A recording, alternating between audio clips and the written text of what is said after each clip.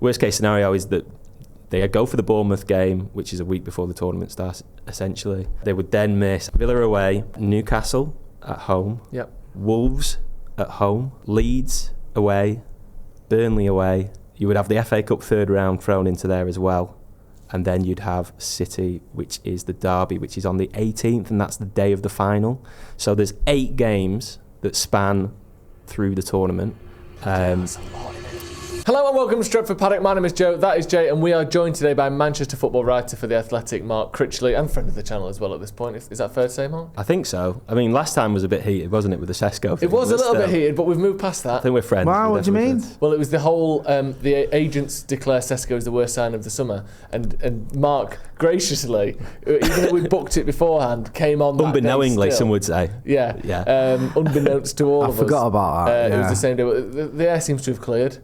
I think so. Manchester United are winning games, or certainly not losing games at the moment. Yeah. And there's a lot to talk about. Most namely, I would say, and most sort of pertinently, if that's even a word. Yes, it is. Well done. Thank you. The African Cup of Nations. It feels like it's this sort of looming worry for United and for United fans, where in our heads anywhere between 1 and 20 games are going to be completely destroyed by our entire squad leaving. And I think a lot of people don't fully have got to grips with who's going, how long they're going for, when they can come back, when they will leave, all of that sort of stuff. So we're going to go through a lot of that today, if that works for you, because you've written a really good article on that recently. Yep.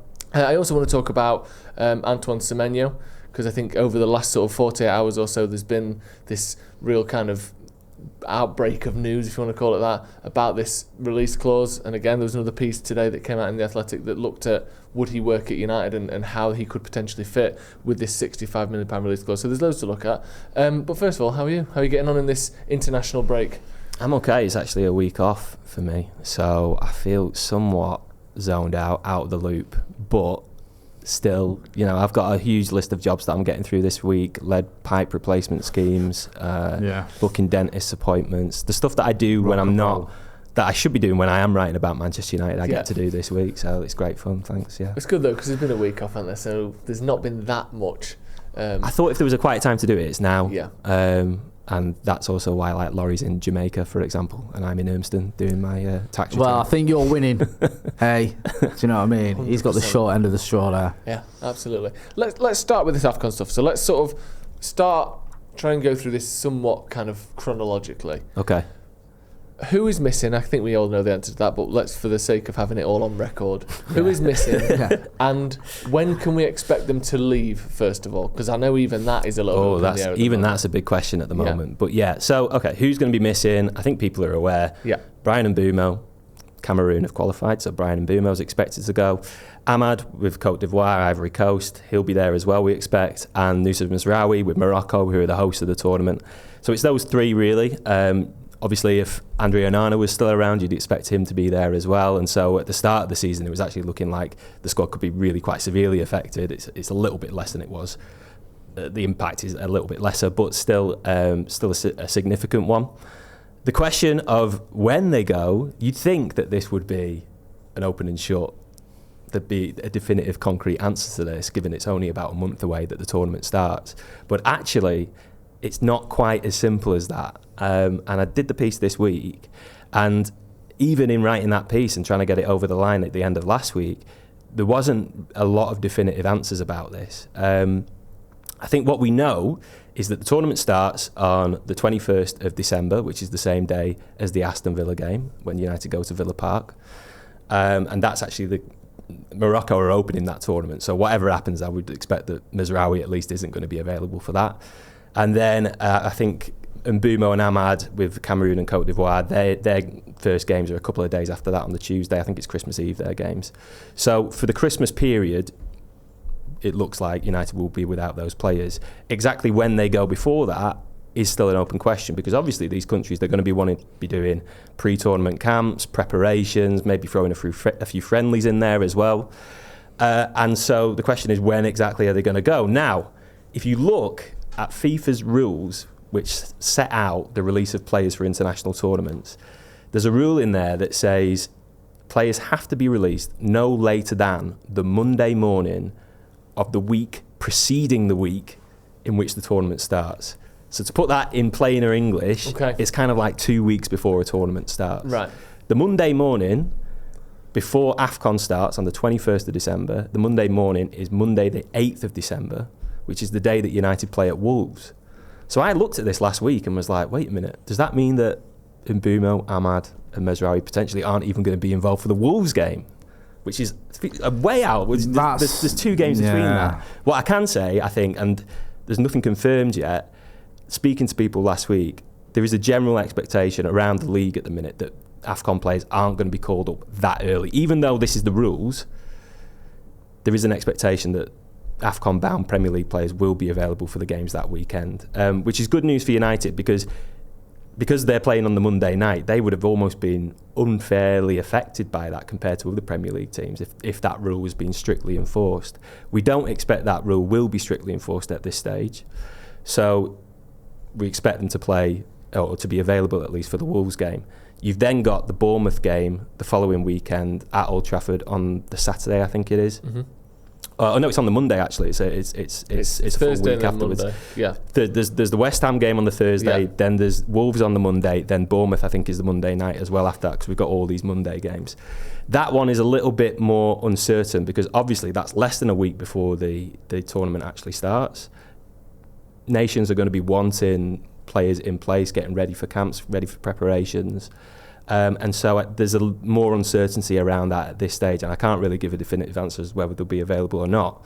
All I can say is that, speaking, again, having conversations last week, I spoke to CAF, who are the organisers of AFCON, and they said that they've been in discussions with essentially the European Club Association, these organisations that all big clubs join to fight for their interests. They've been in discussions with them for the past months, I think, over exactly when the players will be released.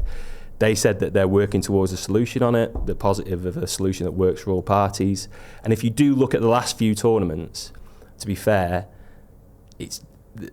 there's been better relations between the organisers of AFCON and these clubs in the past, and that's allowed for players to... It's given clubs a little bit more leeway in terms of keeping their players for longer than they used to, at least for AFCON. So maybe there's a positive resolution there that means that they'll still be available for Bournemouth, and then you're looking at the Villa game as the first one that they miss. But that is still all very uncertain at the moment, and I find it kind of crazy that it hasn't been settled because it is only a month away, and you'd think even people inside United would want to know, are these players going to be available for this specific game? But we'll learn more about that over the coming weeks, I think. Would that be decided between the club and the country then, or the organisers? Because could it be different? Could, say, Ivory Coast or Côte d'Ivoire, how would you say it? Côte d'Ivoire. Côte d'Ivoire, thank you. A-star French, so... Thank you. My Wow. French is terrible, so I won't butcher it. Could it be different for them than Cameroon or for Morocco? Could the club speak to Morocco, and Morocco could go, well, look, we want... This is, we're hosting this tournament. We want all our players in early doors because we've got to make the most of it. Yeah. Whereas, Cameroon might be a little bit more lenient or whatever. Sure. Could there be different sort of treatments for different countries and different players? Yeah. So in the first instance, I think it's on the organisers, CAF of AFCON, and the ECA, the big clubs organisation, to engage with each other and set on a release date that will be. In the first instance, the release date that they expect the players to go. Within the rules, within FIFA's rules, there's also a scenario that allows for clubs to have their own discussions and hold their own negotiations with individual national associations, so the Cameroon Football Federation and the Côte d'Ivoire Football Federation, whatever.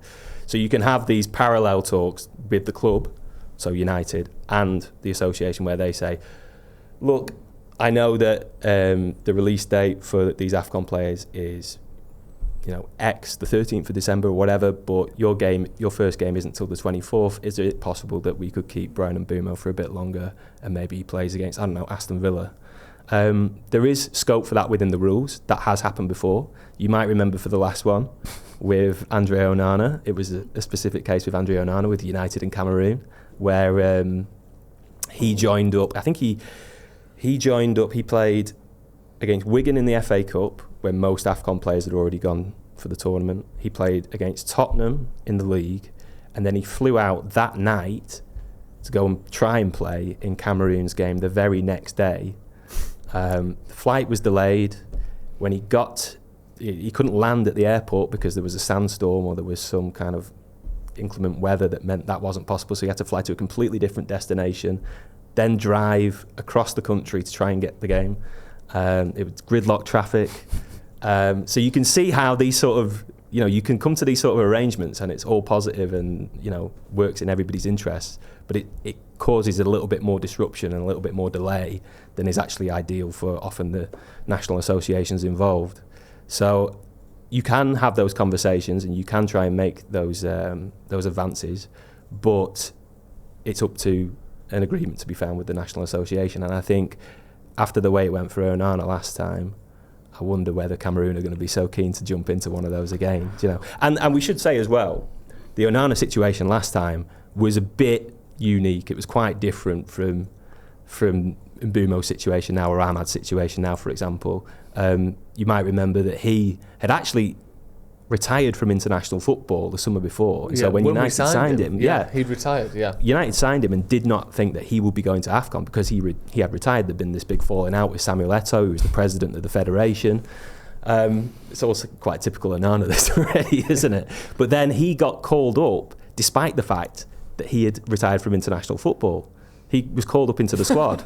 I love that. Yeah. They're just getting that letter through the post. Yeah. Of like, what the fuck? That was like in the September. Yeah. And I remember writing about impossible. it. I remember writing about it at the time, and I was like, this is a bit of a crazy situation, because he ended up playing for Cameroon even though he'd officially retired. And I was like asking people, I was like, is this right? And they were like, we don't know, we're just playing the games. We're just going to play the games. I looked into it, and it turns out that there isn't really a clause in international football law that allows you to retire from international football. It just says if you want to retire, you just let the association know.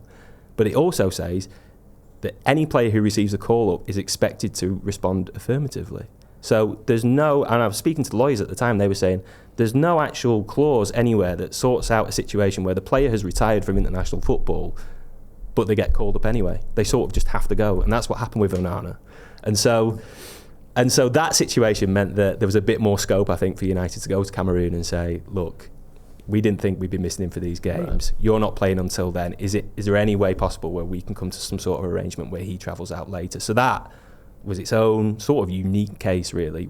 And I don't think the same circumstances apply to Mbeumo, to Ahmad, to Mazraoui. So the chances of United having that sort of agreement with Cameroon or whoever, I think, are a lot slimmer. And again, like I wrote in the piece, as far as I know, my understanding up to this point is that United haven't had those conversations with those associations yet in terms of trying to get them to go later. So they'll probably end up going out whenever CAF and the Premier League and the ECA, whenever they decide the AFCON players go. Because I'm right in thinking that Bryan Mbeumo more or less said like it's up to the club and the countries to decide. I saw the reports of that. Yeah. I mean, I don't have knowledge myself of how directly the players are feeling about it, but again, as I kind of set out there, it sounds like if you're a player, you don't have a lot of choice. If you get the call up, I'm sure you can influence the situation by talking to people at the club and the FA, but you're kind of a pawn in the game of, and you've got to go. A couple of extra things as well that play into it with Mbeumo in particular is he's not a goalkeeper. So with Onana, it's obviously a keeper has to integrate with their teammates and all that, but you're doing a different thing to mostly everyone else. That's true, yeah. So you could expect to not need 2 weeks of how you play them together to sort all that out. Also, they've just been knocked out of the World Cup qualifying. Yeah. So there may be an extra element of team spirit and getting there early and rebuilding the probably terrible time that they've just gone through over the last week, and maybe needing a bit more of that like camaraderie, time to let's talk about what happened before and let's move on because we've got a big tournament to win, because that's a horrible situation for them. They played the last game and then everyone flies back the day or two after. After there was DR Congo, wasn't it, that knocked them out?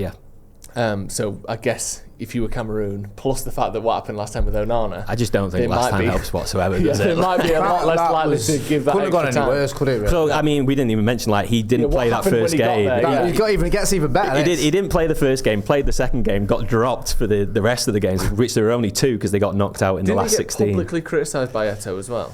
I think the Eto'o situation was predated that, but then Song was the Rigobert Song, the ex-Liverpool West Ham defender. He was the head coach at the time, and he was like, his comments about Onana's situation at the time, as in like you can't really turn up at 4 a.m. and expect to play at 5 p.m. and stuff like that. He was, so clearly they were not happy with the way that situation unfolded. So you got to respect that though, and you can't just treat it like, oh, who cares? It's their country. It's their it's a massive tournament for them, and you wouldn't have an England player turning up at 4 a.m.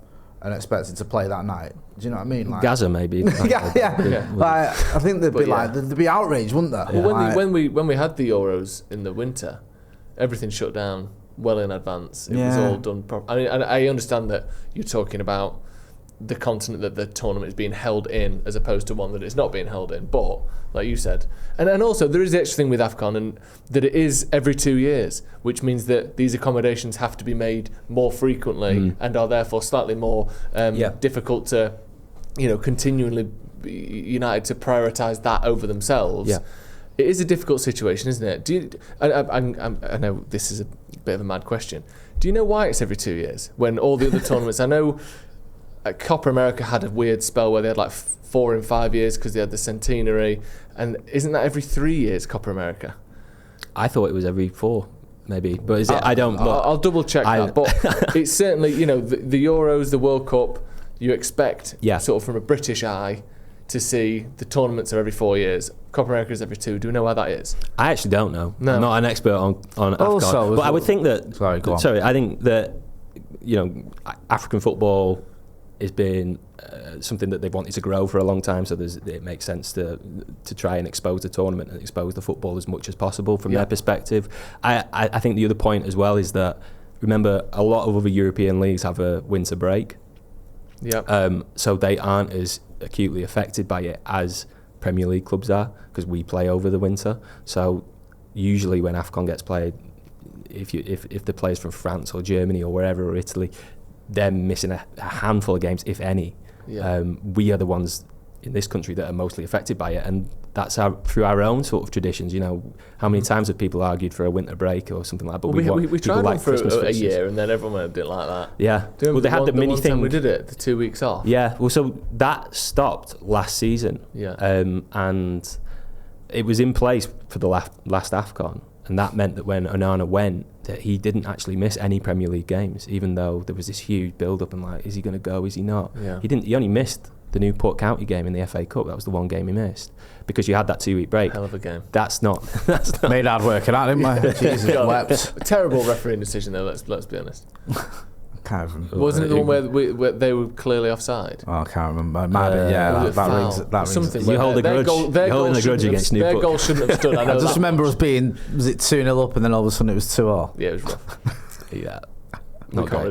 Just for full transparency, or not full transparency, just to clarify, the Copa America doesn't seem to know how often it is. Oh, right, okay. So they had one in 2015. You expect me to know? They had one in 2015, 2016. Then it was 3 years, 2019. Okay, so we're doing every 3 years. Then there was 2021, which is 2 years later. And then it was 3 years after that in 2024. So it's very much, we'll let you know when we're going to do one. They throw things on for like, this is the 125th anniversary or whatever. That was what I think the 2015 was. Okay. That was the centenary. But then it went 3 years, 2 years, 3 years. So I'm not 100% sure what's going on there. Also, the other thing is, with AFCON, obviously, it's been played during our season, whereas a lot of these other tournaments take place in the summer. With that, sorry, again, I don't expect you to know this. I know you're not there. Because firing questions about anything related to international football or the climate or anything at the time. Well, we're talking about that because obviously, if you're on the equator, I know they do have seasons, but it's a far more kind of, the temperature stays more similar year round. Yeah. This tournament is taking place in the northern part of Africa, in Morocco, obviously, yes, where they have the winter and summer on the same schedule as us. However, if this was taking place in South Africa, it would be their summer now. Mm-hmm. So, because you assume that the reason they do it in the winter is because it's too hot in the summers. I don't know if that is even the case. But they've not always just done it in the winter either. Like, there has been ones the last few years, I think I might be right, 2019 I think they did it. I think that was during the summer. I could be incorrect about that. But the last one, which was in Ivory Coast, Côte d'Ivoire. Thank you, Côte d'Ivoire. Should know that. That was actually scheduled to be in the summer, but I think it was due to like the raining season, or there was some forecast that just was like, this is going to be unplayable if we do it in the summer from a different, not the heat, it was more like the rain. So it is, look, if you're playing tournaments in this part of the world, the climate can be quite unpredictable at times, I think. So I think that's part of the reason why it shifts around the calendar. But they're not set completely on doing it in the middle of the European season.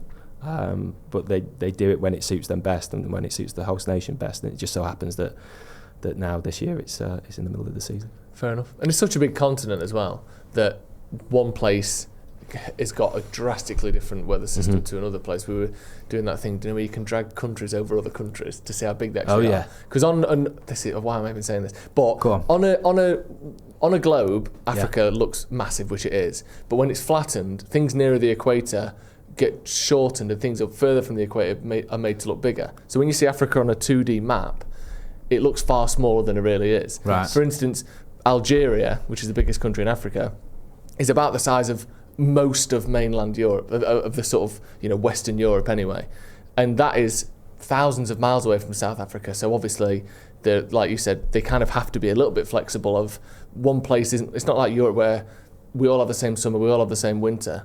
It spans across a third of the planet, so they do have to be pretty flexible, which I do understand. There's a name for that as well, isn't there? Where I can't remember it, but that phenomenon where things on the map are bigger at the poles than. So, for example, Greenland's looks a perfect huge, example, even though it's actually really small. And really, think that, I know that. And Russia looks much bigger than it. Obviously, it's a huge country, but Russia looks far bigger than it actually is on the map.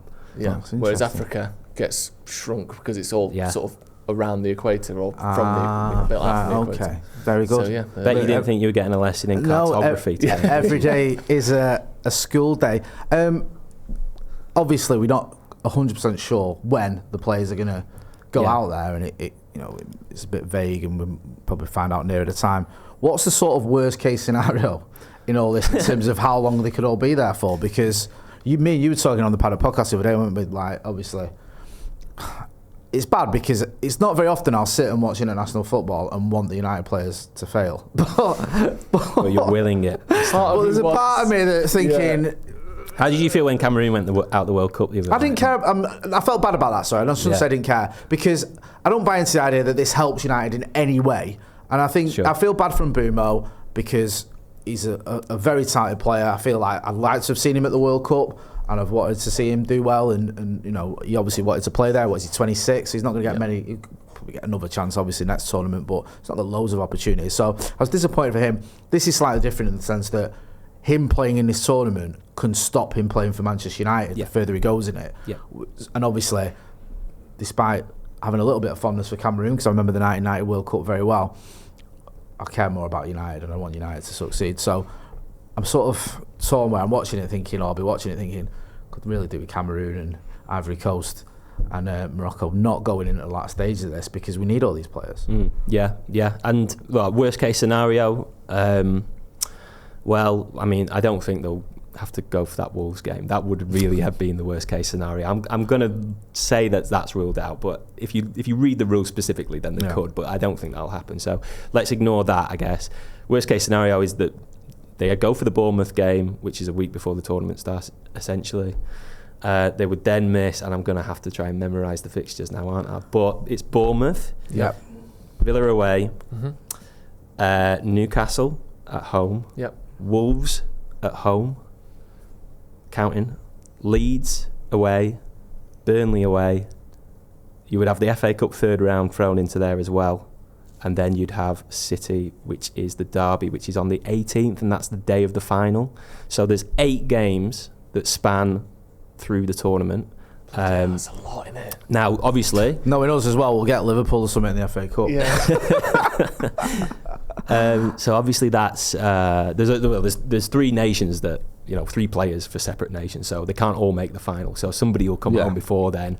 But say it's a Cameroon versus Ivory Coast final, and Mbeumo's playing Ahmad, then they miss essentially 8 games in the worst case and that's scenario. Assuming they come straight back and are ready to play the weekend after, because if you've played however many games in that time, I know it's not completely dissimilar to what you would be playing if you were playing midweek European football, weekend Premier League football, but they might need a bit of time to kind of decompress. And like, I think Mo Salah sort of famously after the last AFCON never quite found his form again, did he? You know, there's a mixture of things there, but you know, that's just under the assumption that they're ready to go again as soon as they come back.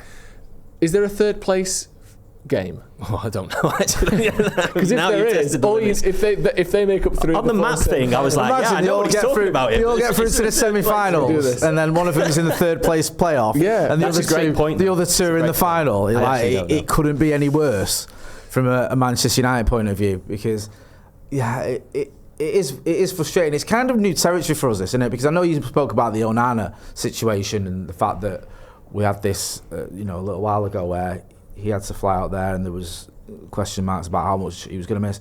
But historically, United haven't really been a club that's that affected by AFCON. I'm trying to think. Like, I mean, Jay, sorry, just to interrupt you. There is a third place playoff and it's on the 17th of January. The day before the City game. Yeah, so if they make the semi-finals, you know that they're out for the whole thing. That's it. God. That's it. They're missing those 8 games, basically, that's going to be devastating. Yeah, and depending on how it pans out. And that's the worst case scenario. The best case, probably, let's face it. Well, the best case. Give us the best case. The best case would be that United come to some sort of arrangement where Mbeumo and Ahmed can play in the Villa game. That's as good as it'll get. And I sort of doubt that'll happen for the reasons we outlined, that the Onana thing was such a unique set of circumstances that I don't really see it. So the best case is that they would miss 6. The likely case is that they would miss 7 or 8. So it's going to be tough, that, isn't it? Because of how well they could obviously get knocked out and come back sooner as well. All those players have been playing. They could be back by New Year, actually. I mean, the group stages finish just before the New Year ends. So then, you've missed 3 or whatever. Like, it's not that bad. Are they expected to do well? Well, in terms of reaching the final, I've got the odds here. Yeah. So Morocco are the highest odds to reach the final at 14-5. So that's Mazraoui. And then after that, it's Algeria, Egypt, Senegal, Nigeria, then Ivory Coast at 12-1, and then you go down to Cameroon at 33-1. So again, nothing is guaranteed. But in terms of who is favoured, Cameroon seem to be less favoured than the bookies. Don't really get it wrong, do they? There'll be a lot of work will have gone into those numbers. So, do you think this could affect United in terms of future transfers? Because I know this is a bit, I'm not expecting you to know for definite, but just your opinion?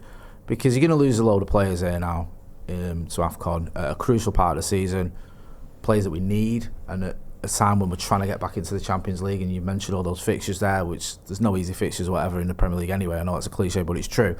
But these are some tough games, and games where you think, actually, even the ones that aren't tough, you think we could do something here if we had those players especially. Do you think it might affect United how we look at players in the future? Because obviously we've been linked quite heavily with Carlos Baleba.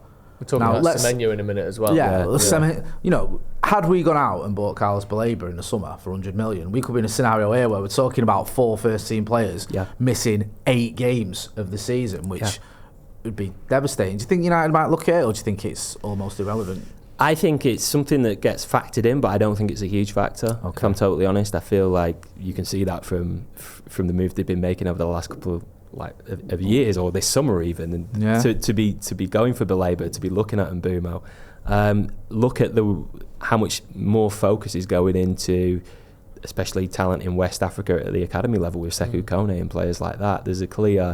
I think there's a sense that this is a little bit of an untapped mine of talent here, that where you can get players for relatively cheaply for their talent level, and that it's a market that can be targeted. And so I think it comes into, if in the round when you're building a squad, you obviously wouldn't want to have 11 players who are all going off to AFCON, because then you'd be in trouble. And I think last time Forest had like 6 or 7, and it was like, what are you guys thinking? Sunderland are going to be really badly affected by it as well this time. But I guess they were 2 clubs who came into the Premier League, were looking for what's the best ability that we can get for relatively cheap prices, and then maybe they went looking for particular types of players. But that, I don't see it being factored into United's thinking too much, although it obviously has to be a consideration, because if you get too many, then you can expose yourself to it. It's sad that, in a way. Yeah. It's a shame for the clubs, it's a shame for the players, it's a shame for those nations as well, where football, obviously no one, I don't think, like you said, on an individual level is going to have their career curtailed because of this. But I don't think United would sign Baleba and Semenyo now. I think that would be something we'd have to think, we're going to lose 5 first-team players every 2 years for 8 games. That's not including, obviously, the extra chance of injury because of the travel and the extra games, and the fact that they're probably, injuries and suspension outside of that. So you're missing at least 8 games a season, or at least 6 games, or whatever it may be, every 2 seasons. It's not that big a deal, but like you said, you wouldn't want 7 or 8 going for your first-team players, because that would be hugely detrimental, especially if one day United are going for a Premier League title where, at the minute, an extra 10 points lost can be made up somewhere else, and you can still fight for Europe. You can drop, 115 is the most you can get, or thereabouts. 70 will get you European football. So you've got 45 points to play with. If you're going for a league title, you've got 25 to play with. So that would be a big problem. Didn't stop Liverpool with, or maybe it did because they didn't win those titles ultimately, but they had Salah and Mane going for tournaments during that period as well. So I think, look, the benefits massively outweigh the costs of it if you sign players who have the difference-making ability level. Yeah, 100%. Let's move on a little bit then to Semenyo, and because I think he is someone that has been linked with United in the past. I know there are other clubs that maybe are mentioned a bit more sort of heavily at the moment, like Man City and Liverpool, I think, are prevalent. I mean, Liverpool, come on, just decide on something and go with it. Yeah, grow up. You can't just keep spending 100 million every 2 minutes. But it's been, I say revealed, I guess it must have been known for a while, but it's sort of been kind of worked up again, hasn't it? This £65 million release clause that he has in January, that then reportedly is even lower in the summer. As far as I'm aware, no one's come out with a number for what the summer fee will be. I haven't seen that anywhere, at least. He's obviously someone that started the season incredibly well. He's 25 years old. He's got a lot of the traits that are very popular in the Premier League at the moment. Very physically adept. He's good in front of goal. He's sort of someone that can, he's a very hard worker as well. And also, obviously, finding his finishing form this season, certainly in the early part of the season. Can play a number of positions again. Just, reel off a load of good things about him. Are United interested in him? And do you think he would be a sort of an exciting, positive person to bring to Old Trafford? Do you think that's something that you could see happening? I think that there was certainly interest over the summer. I think that's fairly well established now, towards the end of last season. When United were looking to strengthen in those positions, the 2 number 10s, he was one of the names that they were considering, that they were looking at. But they went a different road. I don't think because anything negative towards Semenyo. I think it was more that they were so convinced by Mbeumo, and that was the player that they decided to go on in that position. And if you remember it, I think it was like they got Cunha over the line at the end of May, and there was a little bit of noise around Semenyo, but then it very quickly became, oh no, they're going for Mbeumo, and things accelerated on Mbeumo, and then there was that whole 6-week process of haggling over 2 or 3 million here or there, but in the end they got Mbeumo. And look, nobody would look at that decision now and say that was the wrong decision 100%, would they? So I clearly he's appreciated. I think Amorim's a fan of him. I think that you could make a case and look at the squad now and say you maybe still weirdly lacking one number 10. I don't know, because if you've got Cunha and Mount on the left, you've got Mbeumo and Hu on the right. If Bruno's playing in midfield, if Ahmad's a right wing back, there is a little bit of a gap there. Xerxes seems to be backup striker if he plays at all, so he's not one of the number 10s. So there is a little gap that you could look to fill, but I feel like that's the case for doing it. But I feel like the priorities have to be elsewhere. How many times after, and thankfully not so much recently, but after games that United have lost this season or really disappointing performances, we've been sat around being like, why didn't they address the midfield? Why did he sign 2 number 10s rather than get one single central midfielder? That feels like it still needs to be of a high priority to me, and I think it will.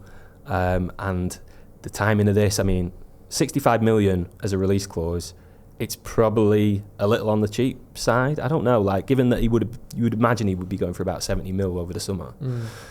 So it feels like an opportunity, but I just wonder whether United have sort of boxed themselves out of it a little bit by going down Cunha and Mbeumo route and still having other areas within the squad that need to be addressed. So I wouldn't rule it out, because I think the appreciation of the player is there, and we've seen that United can adapt and shift plans quite dramatically. I think the Labour pursuit was evidence of that, I think, over the summer. Yeah. So things can change, but I would be surprised if it's something that they jump on, because I just feel like other areas, specifically midfield, are just a greater priority at the minute. I do like him. He's a good player. I just wonder as well, like slightly longer term, because all the players we've got, Mbeumo, Cunha, even Mount, mid-20s? Yeah. They're going to be around for a few years. Ahmad, obviously, is similar age, a bit younger.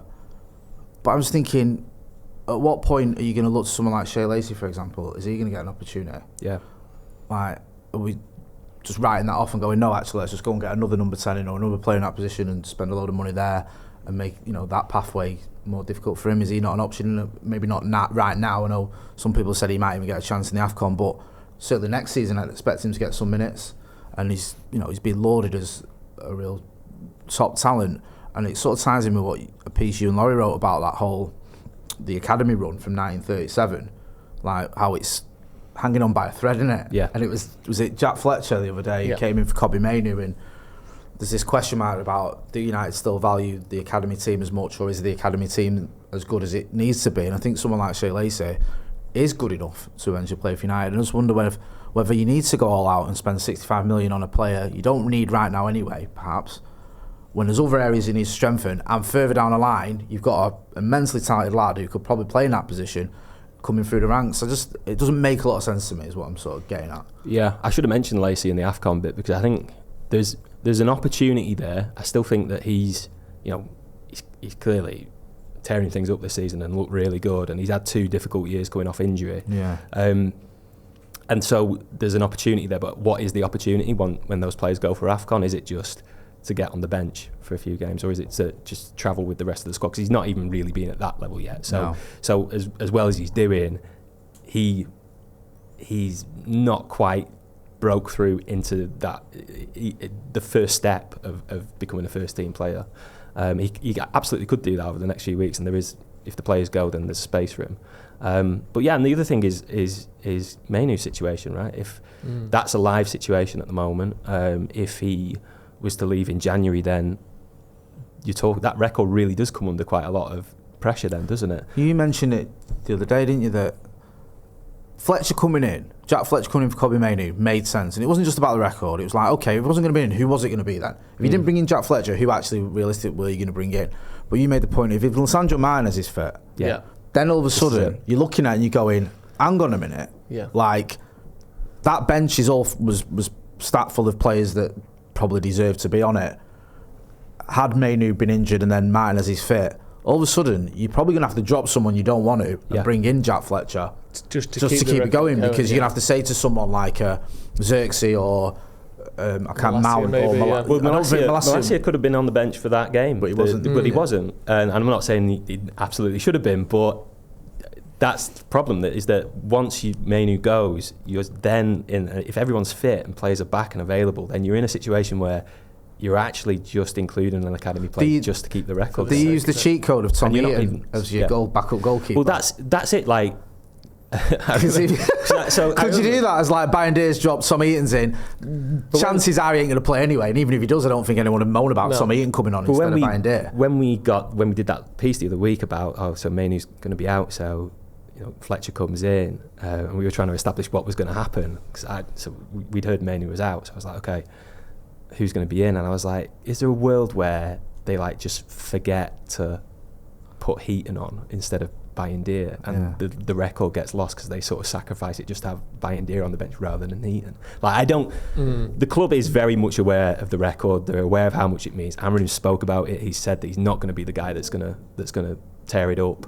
So I feel like they will always make sure that it is respected and it is there. But it does lead to that situation we're just talking about, where imagine you have quite a lot of players back in January, but Kobbie's gone, and you're not actually putting out the best 9 players that you have in reserve on the bench because you're trying to keep the record alive. We've got the list of the subs there from the Spurs game. So it's Bayern, Delo, Mount, Xerxes, Yoro, Ugarte, Heaven, Sesko, and obviously Jack Fletcher.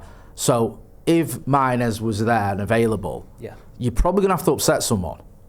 Yeah. You probably, because all those players There's only one, and also there's only one keeper, because in the past, I think under 10 we used to have 2 keepers quite a lot, especially in Europe. So there's not even wiggle room there. But if you drop any of those players, you're not even in the match day squad. Yeah. They're probably going to get the nose bent out of shape a little bit, because it's like, hang on a minute, you know, any of those players I think would be upset. Maybe Aidan Heaven is your best option because he's still a youngster, but even he's going to be looking at it going, hang on a minute, I've played quite a few first team games. Yeah. I left Arsenal to come here because I was meant to be getting opportunities, and I'm not even in the match day squad because you want to give someone else a chance because they came through the academy. So there isn't an easy answer there, I feel, for the manager. And at that point as well, you're very much within the letter of the law, not the spirit of the law, aren't you? Well, because the fact that you're just putting someone in for the sake of it isn't in sort of adherence with why this has been this ongoing thing for 85 years anyway, because for a long time, a long portion of that, it wasn't even known that we were doing it. It was just happening. Yeah. And I think I think Ferguson was only made aware of it in the 90s or 2000s. Tony Park, who did the research for it and actually went through the record books, I think he came across it like 2014, something like that. So it's really not been around up until then, the knowledge of it. It was just happening because that's how Man United are ran, and we have players from the academy in the first team all the time. That's why it's so good. Not, you know, any football club in history could have just stuck an academy lad on the bench. But it was going on without us knowing, and then now the only reason it might continue is because we know about it. It almost becomes self-fulfilling or self-perpetuated. And look, I mean, a few years ago, they didn't even have 9 subs on the bench, did they? Like, you only have to go back a few years and it was 7. And if you're in that position now, are you telling me that you drop, 3 of those players to have an academy kid on there? Yeah. So, like, the record's clearly very important, and I don't think they'll be so foolish enough to just jettison it. No. I think they will keep it going. There is a deeper question of, you know, as good as the record is, are academy players getting enough of an opportunity? And if you're having to stretch it out to 9 substitutes and the 39-year-old goalkeeper, third choice goalkeeper counts, then it's starting to lose a little bit of its meaning anyway, isn't it, at that point?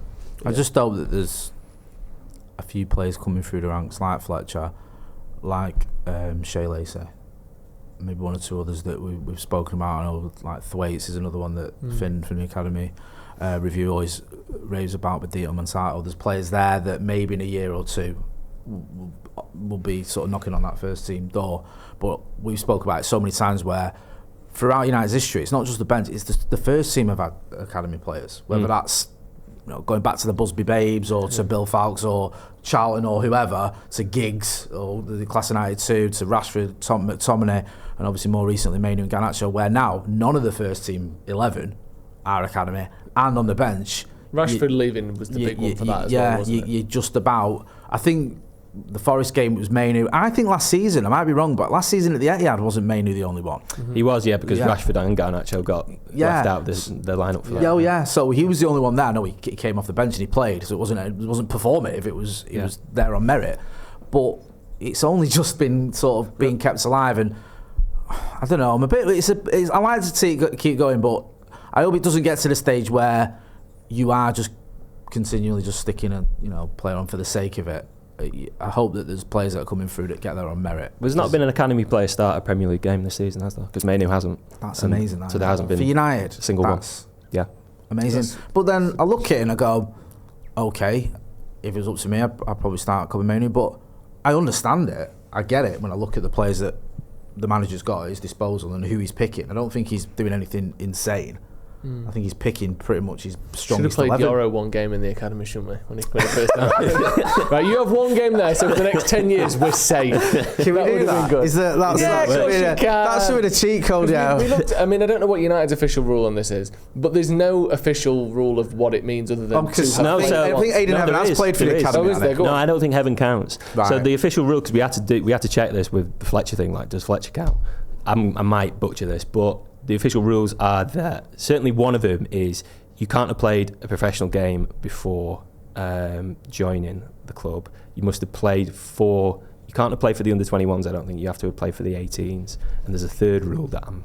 So are these United's specific criteria? It's not that it's United. So United's. It's not really United's rule. It's or record. It's again it's this historian Tony Park who's the scholar of the academy who did the research and set this criteria, and went back through every game since So he 1937. came up with the Yeah, criteria. and he says, well, United matched this criteria for every single game going back to 1937, which is a very, it's quite a strict criteria. I think our question was, does Fletcher count? Because obviously he moved and joined the club in like not an insignificant deal. Like I think it was like 1 point something million for him and his brother to join from City when he was already 17 years old. So,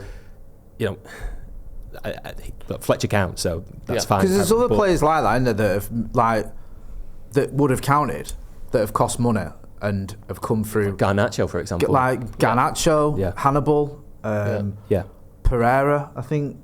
I don't know if he cost money, but he came from obviously like there's other players where I think, because I remember having this discussion with a City fan who was like, hang on a minute, how can that count as an academy player? And I was like, well, he does, because even though we've bought him or whatever, he's still. But I could see a really loose team. Definition where Heaven would count, for example, if he'd played in academy, if you'd thrown him in at the under-21s, and maybe that's what they were doing, but that's not what they're doing. It's stricter than that, and you're running out of people who fit that criteria, unfortunately. Well, let's hope there's enough players that come through that are given the opportunity. Because like you said, Jay, at the moment, obviously we would all play Mainu more than he has been, but he is the one that's on there keeping it alive. So we almost, whether he's starting or not, we want him to. But after that, you do need to start seeing some signs from some of these lads that have won, back in some cases back-to-back sort of league titles at the under-18s level. I think certainly fantastic seasons. Let's see them getting some chances, and let's see them taking those chances, because it's not obvious who the next person is going to be at the moment, is it? Which it always sort of has been before then. So we'll have to just need JJ Gabriel when he's a bit older to stay at United forever. He can't play this season, can he? I don't think. No, he can't. No, when he's a bit like he's too young, isn't he? But when he hits 15 or whatever, 16, he was 14 at the start of the season. So when he's 16, then he'll be in there for 20 years. We'll be fine. Brilliant. Right, Mark, thank you very much for coming on, as always, explaining that to us. I feel like we're learning a lot more now. I've been waiting for. I feel bad on Mark. We either get him here and grill him about an article we've read, or we get him here and ask him to explain the weather around the equator. Yeah, I knew more about that bit than I did about AFCON, so that's fine. Also, let's keep that going. It's all just technical detail. It wasn't even your opinion. It was like, tell us the game. You're like, what happened? What date does? Yeah, exactly. Yeah. So very, very good stuff. Thank you, as always, and very informative as well. We'll put the link to that article in the description as well. So if you want to go and check it out, which do go and check it out, because it's very good, and obviously loads of other great stuff at the Athletic as well. Were you going to say something then, Jim? I was just going to say, good luck. What is it you're sorting out? Your heating pipes or something? Lead pipe replacement scheme. United Utilities. I'm coming for you. Good luck. That was the name of your band, wasn't it? Lead pipe replacement scheme. Yeah, it was. Yeah. Well, yeah, we went by LPRS, but whatever, short form, long form, love it. Thank you very much. Thanks, Jay, as always. Thank you for joining us at home. We'll see you in a bit.